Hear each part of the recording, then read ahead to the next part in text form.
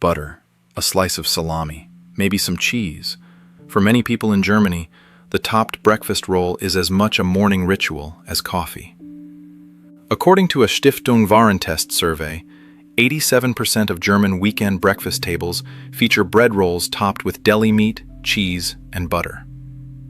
What most people don't realize is that this exact habit is specifically addressed in the German Society for Nutrition's own dietary guidelines because of one particular risk. If this interests you, please consider liking this video and subscribing to Lebenspulse for more evidence-based health content. My name is Dr. Adrian.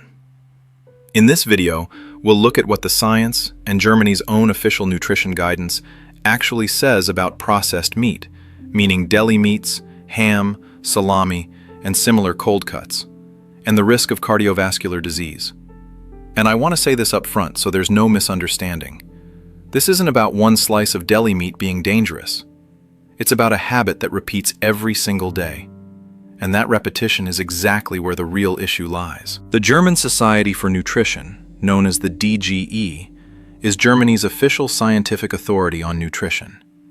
In its current guidelines, the DGE states explicitly that processed meat in particular raises the risk of cardiovascular disease and colorectal cancer, not some questionable source, but Germany's own official nutrition authority. Its concrete recommendation: no more than 300 grams of meat and deli meat per week total, with only a small portion of that being deli meat specifically. The DGE's benchmark is around 30 grams of deli meat per week, roughly one slice. For comparison, a typical topped breakfast roll with 2 to 3 slices of salami or ham can already come close to or exceed that entire weekly benchmark on its own. And if that happens every morning, it adds up to several times the recommended amount very quickly. In the next part, I'll show you what international research says about this connection, including one of the largest studies ever conducted on the topic, and why there's a crucial distinction between processed and unprocessed meat that's worth knowing. This video is for general informational purposes only and does not replace individual dietary advice. If you have existing cardiovascular disease or other health conditions, discuss your diet with your doctor or a qualified nutrition professional. One of the most comprehensive studies on this topic comes from the University of Oxford. Researchers analyzed 13 large cohort studies covering over 1.4 million participants, some tracked for up to 30 years. The result? For every 50 grams of processed meat, roughly 2 slices of ham or 1 sausage, eaten per day, the risk of coronary heart disease rose by 18%. And here's the important distinction. For unprocessed red meat, like a steak or a cutlet, the corresponding risk increase was about 9% per 50 grams, roughly half as much. For poultry like chicken or turkey, this analysis found no clear link to increased heart risk at all. In other words, it isn't meat in general that's the problem here. It's specifically the processing. Why does processing make such a big difference? An analysis published in the journal BMC Medicine points to a key factor: sodium content. Processed meats like deli meat and ham contain roughly 4 times more sodium on average than unprocessed meat, due to curing salts and other preservatives. That high sodium content directly affects blood pressure, and elevated blood pressure is one of the strongest known risk factors for heart attack and stroke. What does this mean for your daily breakfast?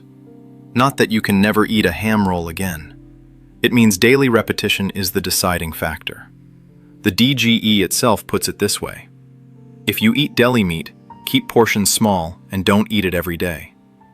Notably, the U.S. National Institutes of Health reached a similar conclusion in a recent analysis of ultra-processed foods. Processed meat was among the foods most strongly linked to heart disease risk, while other common breakfast items like whole grain cereal and plain yogurt were linked to the lowest risk. In the final part, I'll show you practical, everyday alternatives you can use to adjust your usual breakfast without giving up enjoyment entirely. What can you actually do without overhauling your entire breakfast? First, don't top your bread with deli meat every single day. Alternate with options like low-fat cream cheese, a soft-boiled egg, avocado, tomato, or a plant-based spread. Second, when you do eat deli meat, choose leaner, less heavily cured options like turkey breast or roast meat slices instead of heavily salted salami or bacon. The DGE explicitly recommends exactly this swap.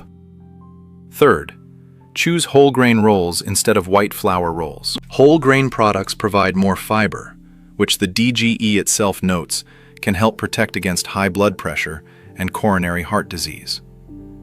A simple practical rule of thumb: if deli meat is on the table, it doesn't need to disappear entirely, but it shouldn't be the daily default. According to the DGE's own benchmark, switching to even 3 or 4 deli meat-free breakfasts a week already makes a meaningful difference. To sum up, the daily deli meat roll isn't a disaster, but it isn't a neutral habit either. Germany's own nutrition authority and large international studies agree on that. The real difference isn't in any single breakfast, but in years of repetition. If this video was helpful, please consider liking it, sharing it with someone who loves their breakfast, and subscribing to Lebenspulse for more heart health content. Let us know in the comments which city you're watching from.